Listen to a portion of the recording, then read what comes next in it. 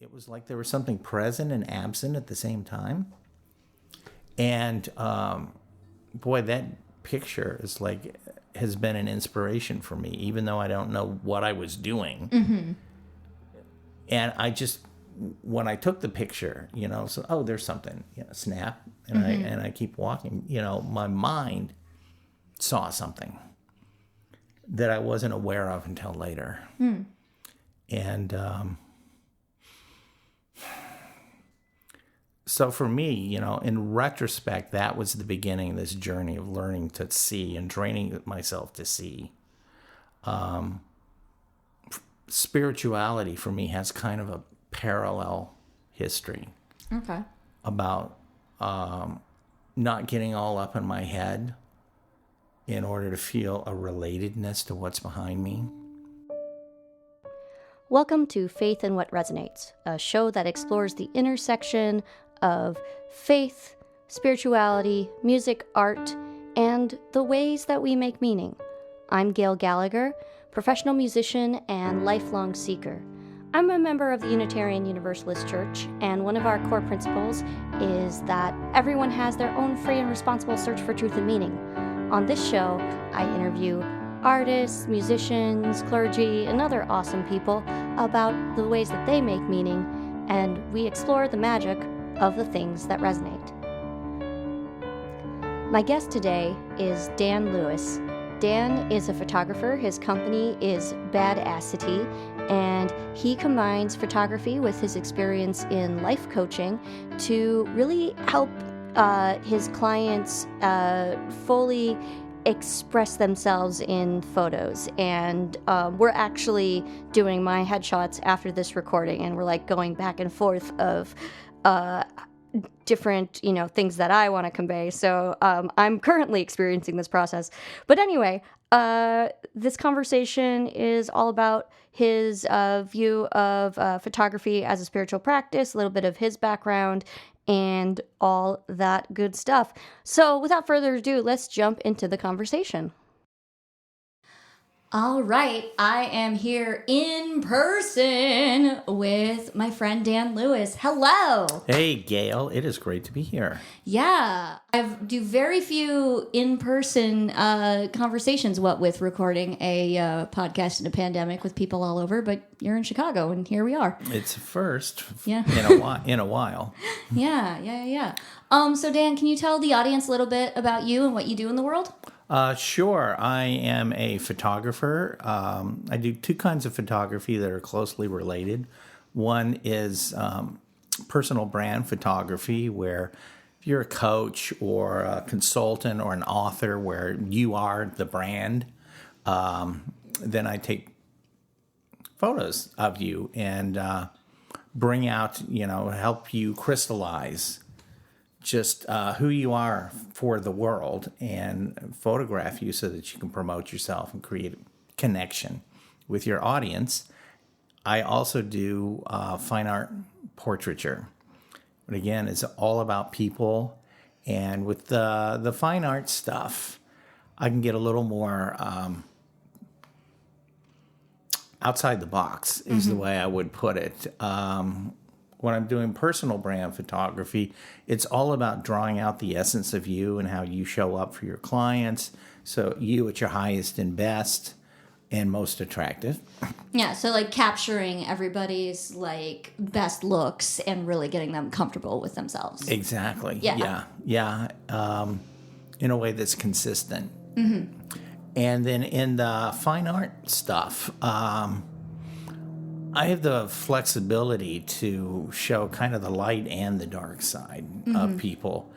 And it's an opportunity to really explore the complexities and contradictions of us as human beings. It gets really interesting. I did something recently with a former guest of yours, Derek. And we were doing some brand essence images with him.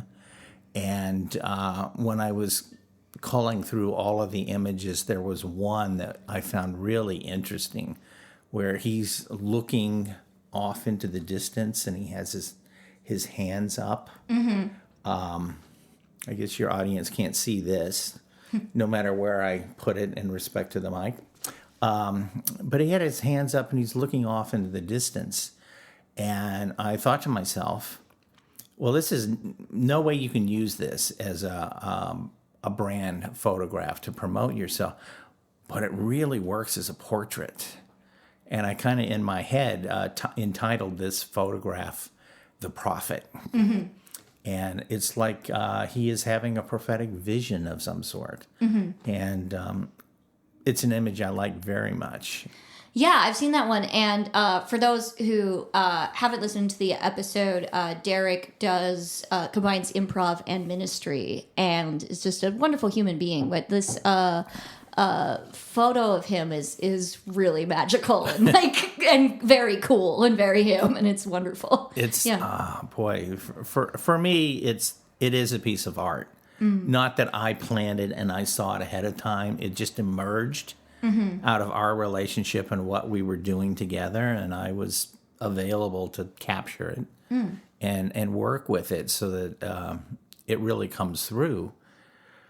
What I love about it is it's not so much about Derek when you, and this is what Derek looks like. The way that he is looking and responding, it's the question in your mind is, what is he seeing? We don't know, but it's obviously wonderful.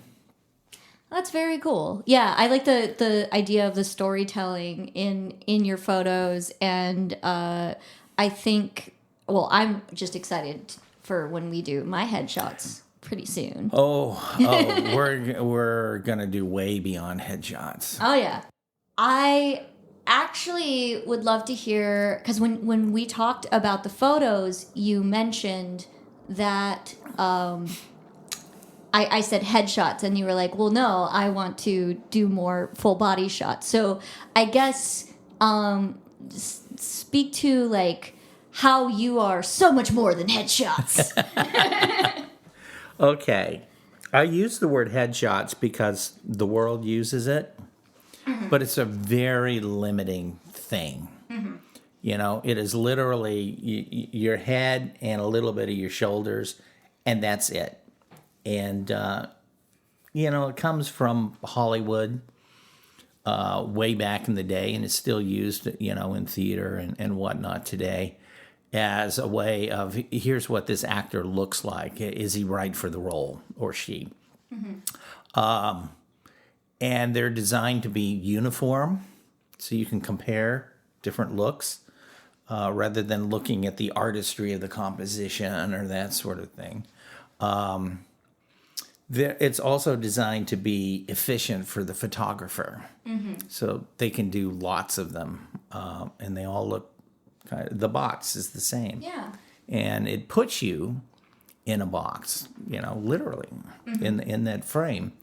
And it's also used by, say you're going to be a speaker at a conference, and they're going to have 12 speakers. So they're going to do a promotion piece featuring pictures of all of you. And they want everything to be consistent and uniform. So you've got this whole grid, it looks like a high school yearbook. And it can convey only a certain amount, this is what Gail looks like. So if you step outside of that and think about showing more of the person, say from the waist down, now you've got body language involved. Yeah. And you can be much more expressive. You can do more compositionally. The clothing that you're wearing becomes a bigger factor. So you can use that as a way of expressing who you are. So there's a lot more than you can do that you can do with a larger photo, with a different kind of format of photo. And so what I'm trying to do is educate my clients to those possibilities. I work with a lot of life and business coaches, for instance. And the typical progression is, I just got trained as a coach. I'm going to start my business. I'm going to start. I build a website, and I have to get a headshot for my website. And so here's this website, and this may be a marvelous coach, you know, who can be provocative, who can be challenging, has something really special about them. It's like somebody I would really want to work with. And what they go get is a standard headshot. Put a suit on, put a jacket on, stand there and, try to look attractive and welcoming. But it doesn't convey the essence of who they are. Yeah.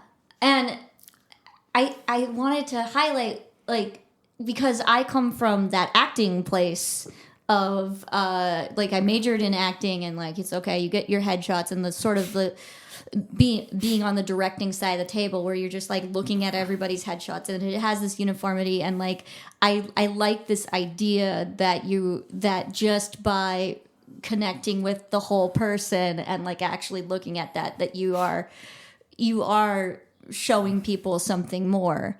And it's the simplicity of just being here is a whole human, and I love that there's that inviting quality to the process, and in the act of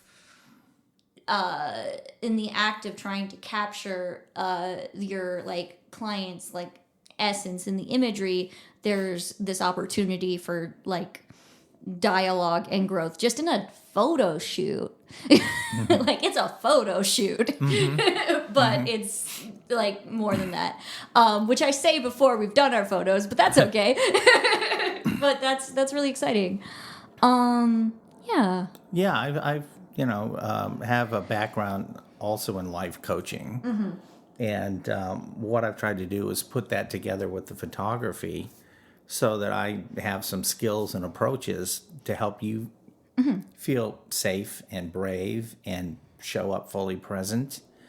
And even before the photo shoot, let's identify the target that we're shooting at, not just, stand up there and look pretty, which is boring. Yeah. I'll do a little exercise with you. Okay.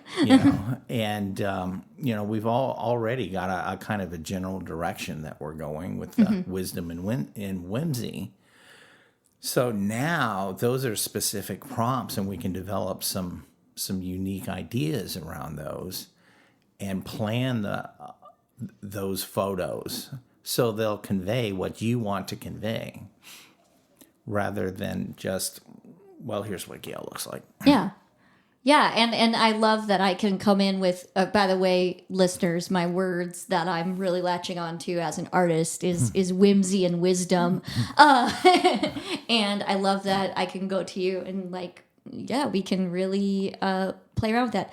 I want to move forward so we can get a little bit more to talking about your journey, because we dive deep on this show. Can you sort of outline your, the broad strokes, outline how it started, how it's going of your faith journey, and sort of where it's all landed? Sure. It's been quite a journey for me. I was born into a family that was Roman Catholic. At least my father was. My mother was not. And so, the first 8 years of my life were influenced by that church experience, and First Communion, and baptized as a baby, and all of that. And I really can't pull anything specific out of that experience. Was just an exposure to ritual and a kind of doctrinaire approach to religion. But I am aware of, from a very, very early age, a hunger for what was significant and important in the world. I made some kind of early primitive distinction about things that are important and significance, probably a better word, and things that are superficial and trivial. Okay. And I don't know where that distinction comes from. I really don't. Maybe it was in church life. Maybe it was something that was present in my family life. I honestly don't know. What was jumping out to you as particularly significant at that time? Well, things like God. Okay. Yeah. You know, things about being purposeful in your life. You know, but I was a regular kid too, you know, watching cartoons and everything. But even going into my high school years and beyond, I can kind of see this thread. In my high school years, my family life was not it was chaotic. And I found the conservative Baptist church at that time. I was attracted to this red-haired girl who went to the church. So that was like, okay, I'm drawn there. Like you do. Like you do. You know, a teen. I was like 15, 16. And, but the church met a need for me. Because my family life was chaotic. I had a hunger for certainty. And this conservative fundamentalist even church provided that, you know, in the doctrine. It also provided me with a feeling of significance and importance. You know, I was cared for genuinely, and I still treasure that. You know, there was this really big book I could study. I was a reader, so Yeah, here's a big book. There's a whole book club about it. yeah, exactly. Exactly. Knock yourself really out. into our book club. You know, so there was, you know, I could exercise my intellectual abilities, you know, so, and by serving, I felt like I was making the world a better place. So all of that, you know, it met a lot of fundamental needs for me. And so I went off to a Bible college and didn't know what I wanted to do, but except to be a part of this world. And when I graduated from the Bible college, I didn't have a degree yet, but I could transfer somewhere else and finish work for my degree.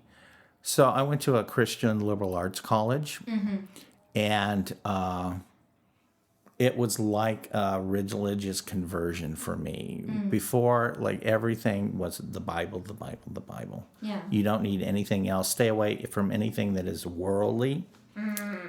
And this was, you know, a college with all these different disciplines. And I needed to take all these liberal arts courses to get a degree. And it just opened up my mind to all new kinds of horizons. Even though I was a biblical studies major, I needed to take, I had requirements in different, you know, social sciences and humanities, etc. So my Old Testament professor was incredibly well-read in sociology. And he was putting those things together, and it was really interesting. I read Elie Wiesel's Night in that Old Testament class, you know, because we were talking about evil. I read Milton in an English class. In fact, I was so enraptured by all of these different disciplines and lenses, ways of looking at the world, that I took a whole extra year there to round out my education. So I think I graduated from the college with the record in number of credits. And it was just an amazing experience for me. And from there, I went on to the Divinity School at the University of Chicago and studied religion. And at that time, I really emotionally made the transition out of fundamentalism. Were you like looking to do like more scholarly stuff or like be clergy, or what were you? sort of brought you there? Not clergy, more scholarly Okay. things. I was trying to figure out a lot of things myself, and I wasn't thinking real hard about career. Yeah. But, I saw myself as, college professor and researcher. Okay. Mm-hmm. So you were just chasing all the questions. Yeah. It's a really good way to put it. That was that was similar to when I talked to James Perrin on his episode. He was talking about his arrival at being a scholar was chasing the big questions. I like that. Yeah. I like that. So during that time, I had both religious and emotional crisis and got very depressed, eventually dropped out and didn't know what to do with myself. And leap forward like 20 years. And, I had discovered personal development, coaching, a number of disciplines, but basically getting your emotional wounds healed, that sort of thing. And that, has been a journey in itself. But once I started to get some things addressed, have a more solid sense of myself, I began to have a desire for a spiritual community. And it was at that time that I discovered Second Unitarian and, felt at home there with the vibe. The vibe. And, read some things along the way that have influenced, how I look at the world, how I experience the world. I don't consider myself a Christian at this time. I'm more universalist. Well, we were talking a few minutes ago about the terminology, and I do have a sense of spirituality, and by that I mean it's a sense and experience of relatedness, to something bigger than I am. People have different channels that they experience something bigger than themselves, whether it be the community and interpersonal relationships, which is important to me, whether it's nature, whether it's sacred texts like the big book. The big one, yeah. Yeah. And the channels where I can really get present to belonging to something bigger than myself is through art and through interpersonal relationships. So that's really where I'm at right now in terms of my overall spiritual journey. It's so interesting how I feel like now that I've done so many interviews that like the arc of like it's like very much in line with the arc of other people I've talked to who've gone to divinity school and then sort of fallen out and then just sort of arrive in their understanding. I wanted to highlight what you said about being drawn toward the Baptist church because you have this you had this strong need for certainty, and that is extremely real and interesting because so much of when I talk about the sort of caveats or the differences between like the more conservative religions and the more like open ones is that like the obsessive certainty, but there is this there is this comfort in it. There can be, especially when you're in a time in your life where you need that structure, where like, oh yeah, I understand why you are falling into that need to like check all the boxes and feel right with something, you know? I wanted to segue. I want to take one of these quotes that you sent me, because you sent me some quotes about photography. And the camera is an instrument that teaches people how to see without a camera, by Dorothea Lange. And I wanted to use that quote to sort of segue into your like philosophy and spirituality of photography. Okay, great. I want to pair that with the other one that I sent you because they go together. Yeah. So that's a quote from the photographer Dorothea Lange.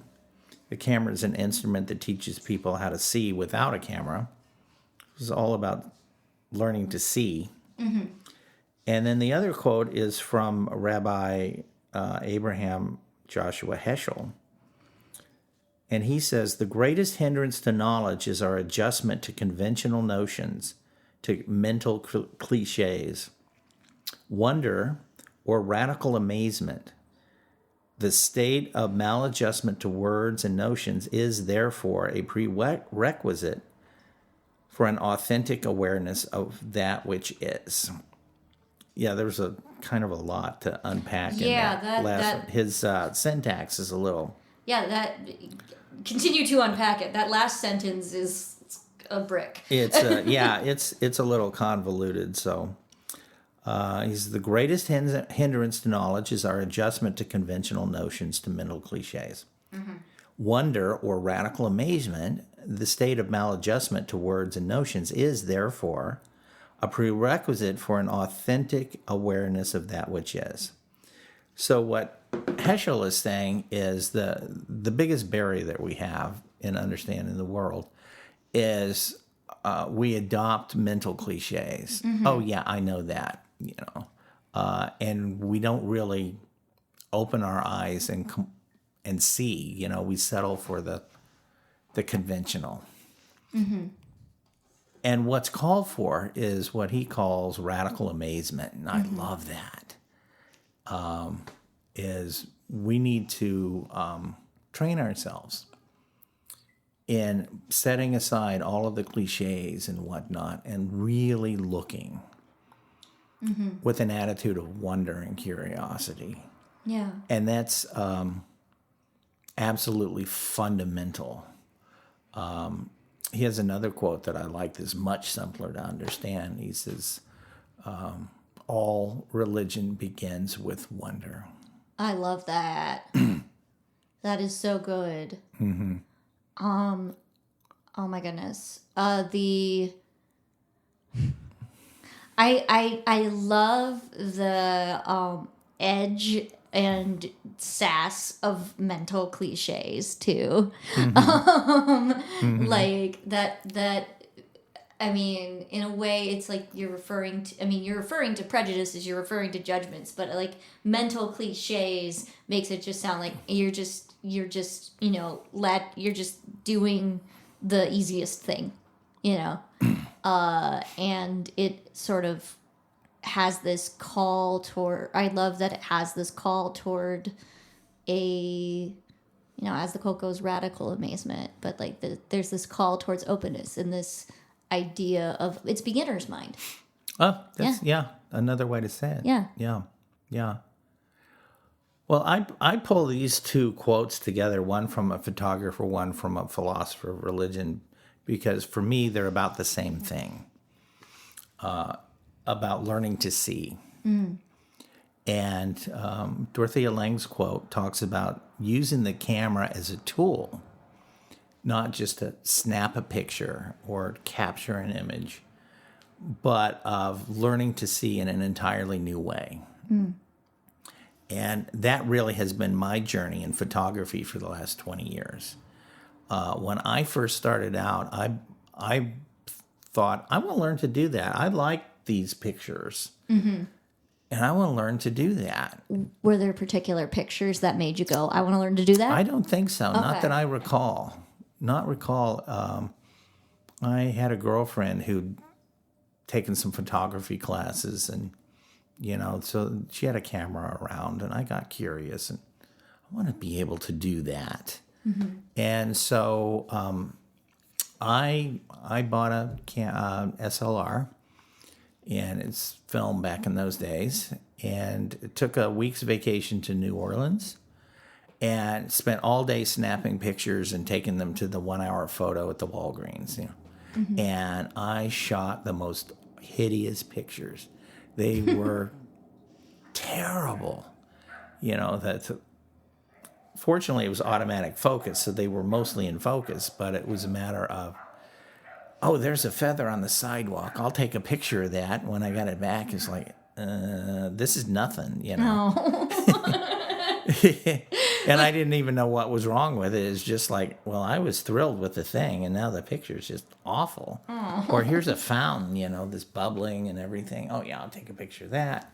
Nothing. No emotional response. And in the evening, I would read books on photography and what you should and shouldn't do. So I learned something.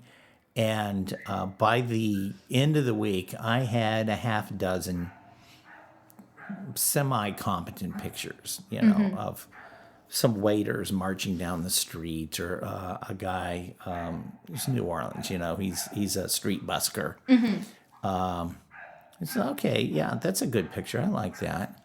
And I had one picture that still I'm proud of, but at the same time mystifies me. This is one picture of a balcony on a building. There was this old ratty yellow chair sitting on it, and along the rail that hung beads. It is New Orleans. The wall was pink. There was a window that had some blue curtains that were blowing out the window. And there was this shadow, a blue shadow on the pink wall. I'm sure from a tree, but it had a shape that looked very threatening somehow. And right from the beginning when I saw it, I said, there's something there.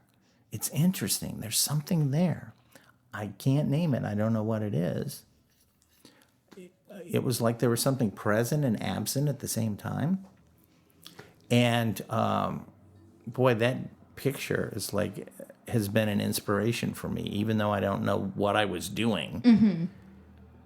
And I just, when I took the picture, so, oh, there's something, snap, and I keep walking. My mind saw something that I wasn't aware of until later. And so for me, in retrospect, that was the beginning of this journey of learning to see and training myself to see. Spirituality for me has kind of a parallel history. Okay. About not getting all up in my head in order to feel a relatedness to what's behind me. I've always been a very heady person. And get all caught up in ideas and concepts and things.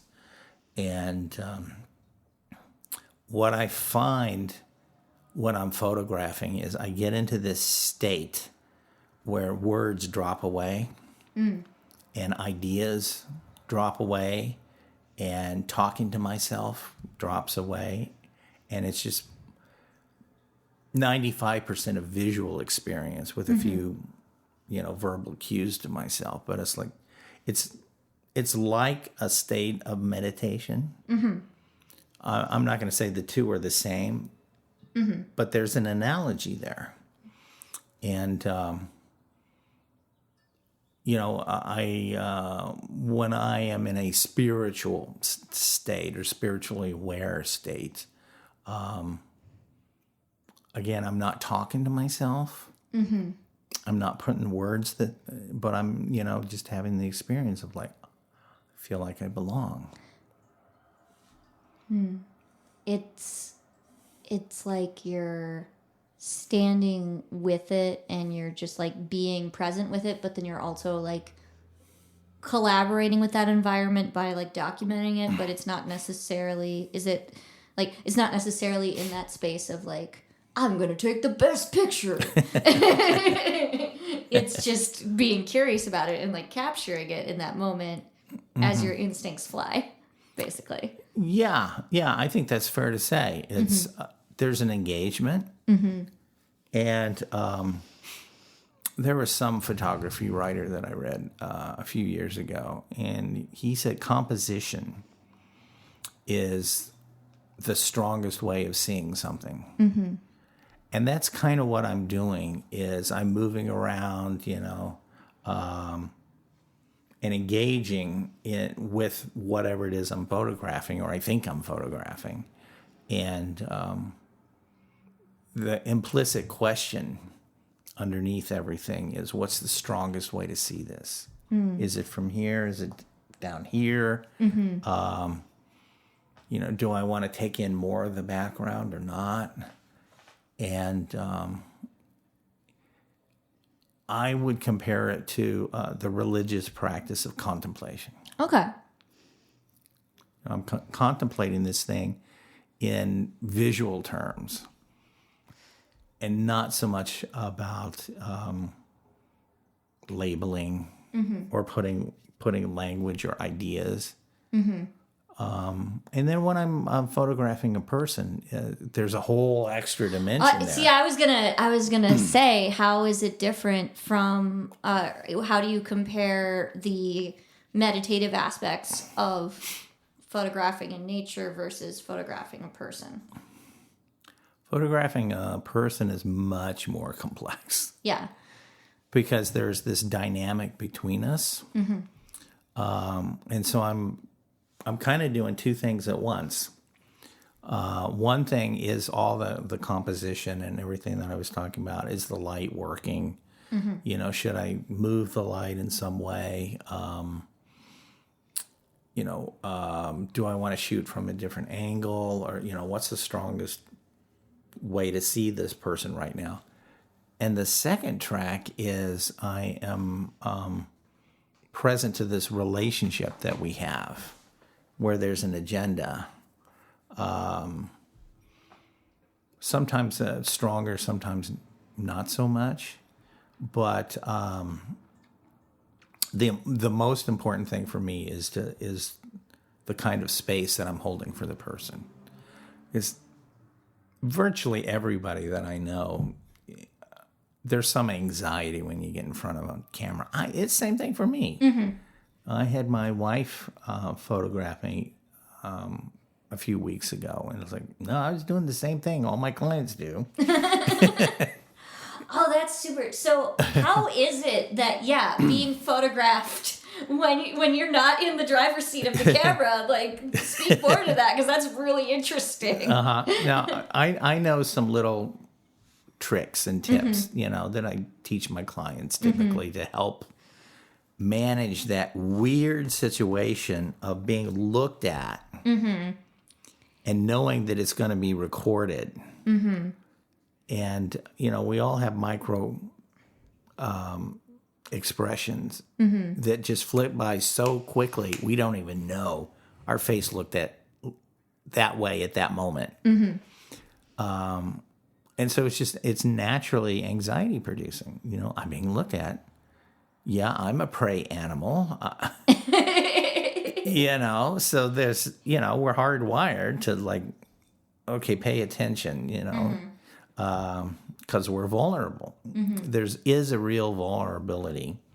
And, people manage that in different ways. Some people run away. They just, no, I'm just not going to be photographed. They, like some birds do, they puff up. Yep. They pose. Yeah. Or, well, I'm too cool for school. I'm just going to adopt an attitude. Yeah, I could if I wanted to, that kind of thing, yeah. Some people play small. And it's almost like they shrink when the camera's pointed at them. It's like, I'm a ninja. They can't see me. The camera can't see me if I don't move. Just kind of shut you're down. You're confused. That's dinosaurs.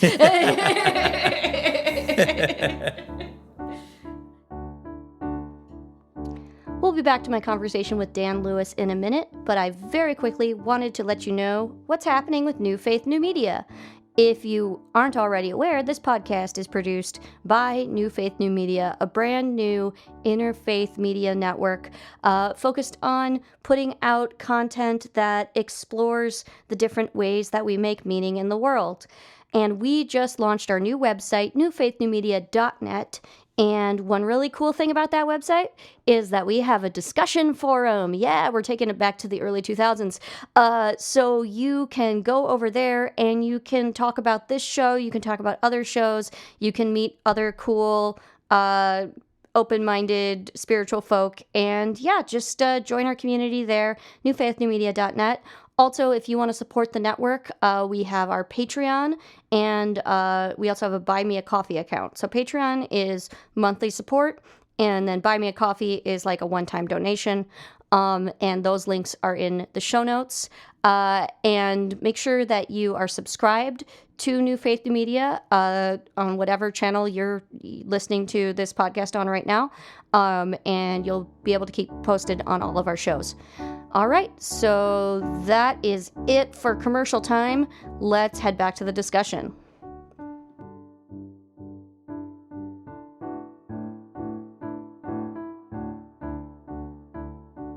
It's a whole extra layer. Yeah. And, you can never make somebody be a certain way. Mm-hmm. So this is, where my coaching training is really helpful, is I'm not here to manipulate this person, but I am here to create a space where they begin to trust me and relax. I like the expression relax into yourself. Yeah. We're so performance oriented in this culture, so that we think that we always have to be on, and it's a persona. It's an act, and our bodies get tense and we're breathing very shallow and, I got to perform. I got to make this happen. And I have this yoga nidra meditation that has a line in it that I just love. It's give up the need to make something happen. It's like, just be here as present as you can be. That's all I ask of my clients. And then it's my job to see you, really see you, and that can be a little anxiety provoking as well. And to get you, it's like I'm looking beneath, all the anxiety stuff that we all do. It's all human. Yeah. To really, see, the treasure that is you. And then to use my technical skills to capture that. The most important thing, Robert Frank, the photographer, said the most important thing about any photograph is to capture the humanity of the moment. Yeah, I guess the point I'm trying to make is the most important thing about practicing photography the way that I do is how I show up for you and create that space. And yeah, that's it. That's what I'm trying to say. Yeah. What you were saying about the performative aspects of like that this whole notion that like we have to always be on all the time. I was actually thinking about that because today is like my day off from teaching, so I don't have to be a Muppet because and I was actually thinking about that today because for me at this point, creating space for small children is like matching their energy. Which you kind of have to do because not only are you creating space for the kid, but you have to like also have like authority so they don't steamroll you. But then realizing that when I have I've just been more conscious because I'm teaching more. I'm more conscious of what my like I am performing and being Miss Gail self is to just being my normal self. It's all different sides of self, but like I feel like in the day to day, like it's the rise and flow of energy is a lot more natural and not like always on all the time. Even though like I'm just to get meta, I'm currently hosting a thing and there's a certain degree of performance in podcast hosting. Oh, sure. Yeah, absolutely. But I do want to acknowledge the space that you have created and are creating here for me, is much like what I was just talking about. And I want to acknowledge your ability to do that and the space that you've created for me. I came in very nervous, as you know, because I've never done this before. And I'm relaxed, and that's the space that you created. Yay! So we're kind of winding towards the end of our conversation. But I want to ask you a question I like to ask people, which is, where does inspiration live in your body? In my body? Oh, that's interesting.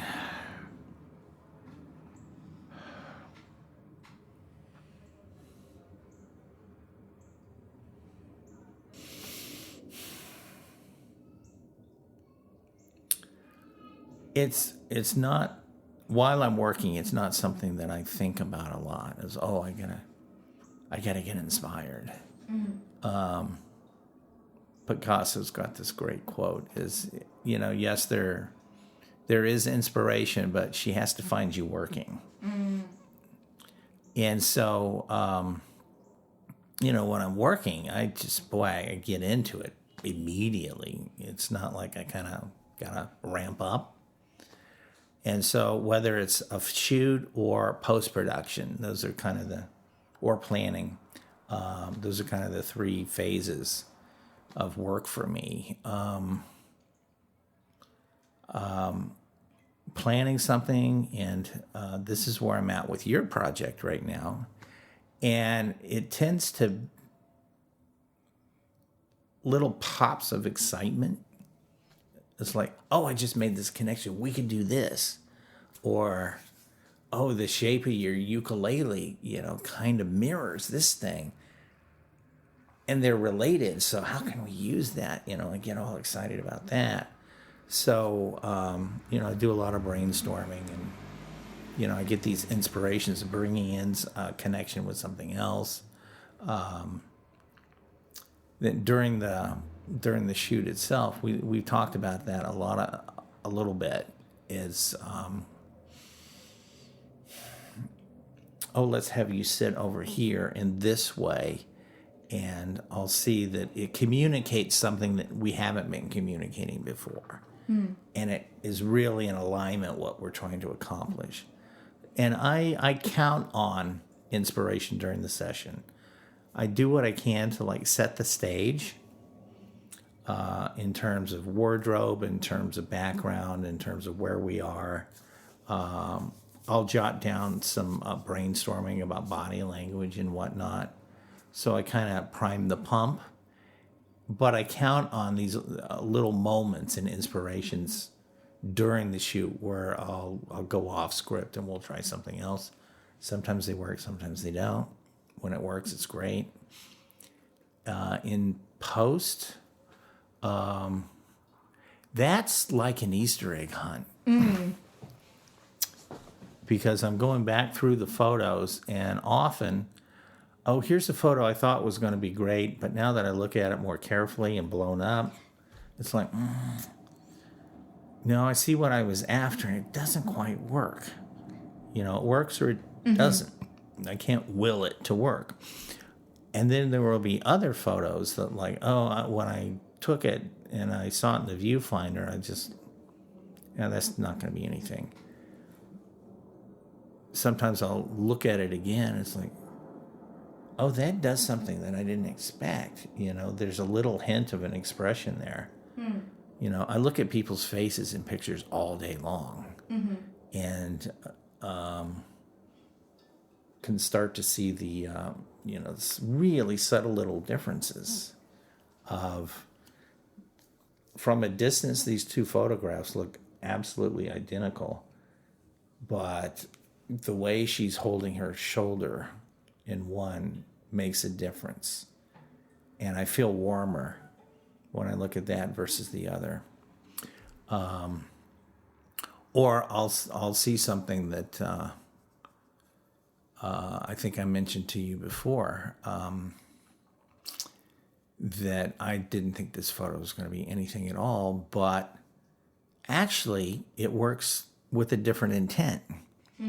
You know, I was doing brand photographs, and this one picture, that's a fine art portrait.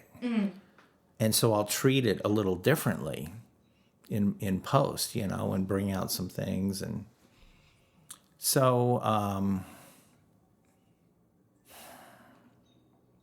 feel like I'm rambling. Yeah, it's resonating a lot with, that resonates a lot with how I see the production process and the writing process, and I think it is cool to highlight the differences of like creativity and editing, because editing can have sort of a negative connotation depending on, I guess as a writer especially, like there's, you know, I find, what's important as a writer is that your editor and your writer can't be in the same room. Yep. Yeah, exactly. And so with photography, or I guess with recording music and stuff like that, like although it's a little wishy-washy, it's easy to have that whole dichotomy of like, I am planning the thing, I am making the thing, I am sculpting the thing, and those are all separate levels of